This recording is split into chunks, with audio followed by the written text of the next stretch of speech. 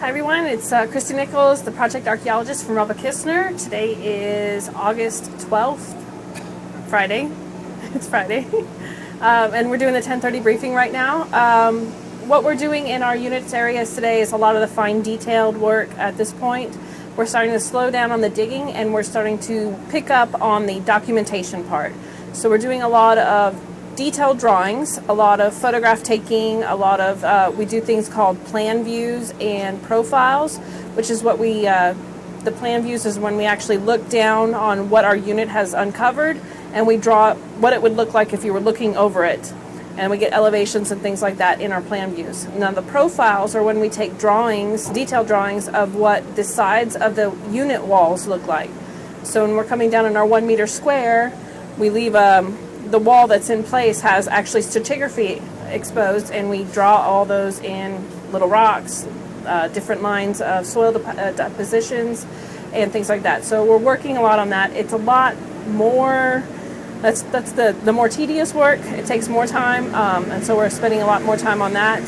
We're trying to prepare for some possible rain that's coming this weekend, which may slow us down next week.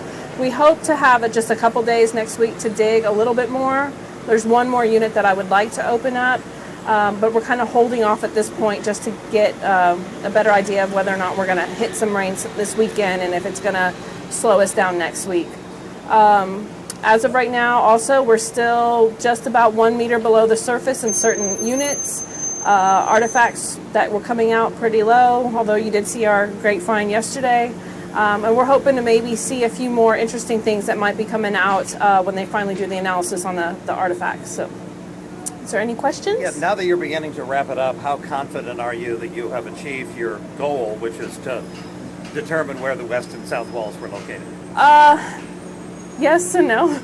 We still have a lot of research that we are trying to get done. We're actually, last night when we got back to the office, Kay Hines and Steve Tomka and I were talking about where different versions of the walls could have been, and we're doing overlays on top of current aerials and trying to get a better grasp of maybe what are we seeing. So we are seeing architectural features, what it is. We're still trying to get a better understanding of it. Also, we're trying to make sure that we've done enough to help the master planning process. So I think what we've done right now is we've given them some information as to what is here and what they could encounter when they're doing the planning. Can you talk a little bit about how you prepare for rain, or what kind of preparations you make on the site? So to prepare for rain, we're going to have to pretty much batten down the hatches. We like to, I know I'm getting some feedback. A couple weeks ago, what we did is we actually filled a bunch of sandbags, and we're hoping to divert the water that would be rushing down Alamo Plaza Street and kind of divert it away from our units, as well as we're going to cover our units tightly, sandbag around the edges of it. And then we do have a huge tarp. I don't know if anybody's ever walked here over the evening, but we have a huge tarp that covers the entire site, and we're going to pull that over actually on top of our canopies to kind of make sure that nothing pools, and then batten those down with sandbags as well. And hopefully what it'll do is kind of divert any water that's hitting here away from our site and kind of into the street and into the storm drains. So it takes a few extra minutes if you want to consider to get it done. It's a little heavy work sometimes too. So, any other questions? How many units do you have open right now? Right now I have 9.5? No, wait, 8.5. I have 8.5 units. I'm possibly thinking about opening one more.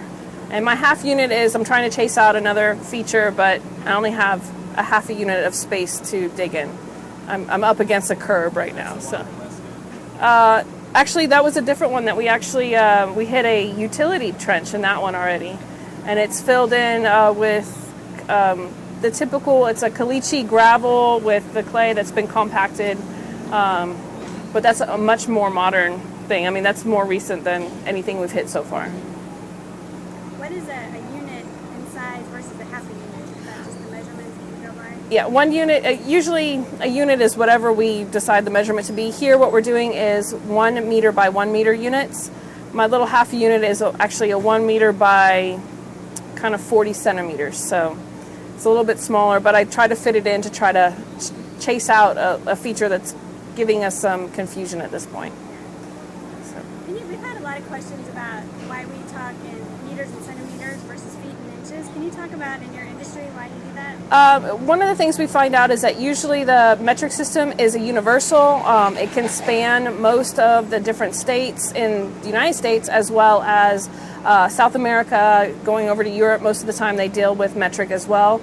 So usually it helps us to kind of interpret the data. If everybody uses the same measurement, somebody can come back here later and use what we have done to help kind of further their investigations. We do convert from time to time, but usually it's when we do the cultural resource management, which is more in front of construction and all that, we give them feet and inches, and we still deal with metric system. So it's a lot easier to deal in units of 10 than it is to deal in the feet and inches. So. Any other questions? Thanks, Christy. Great, thank you very much.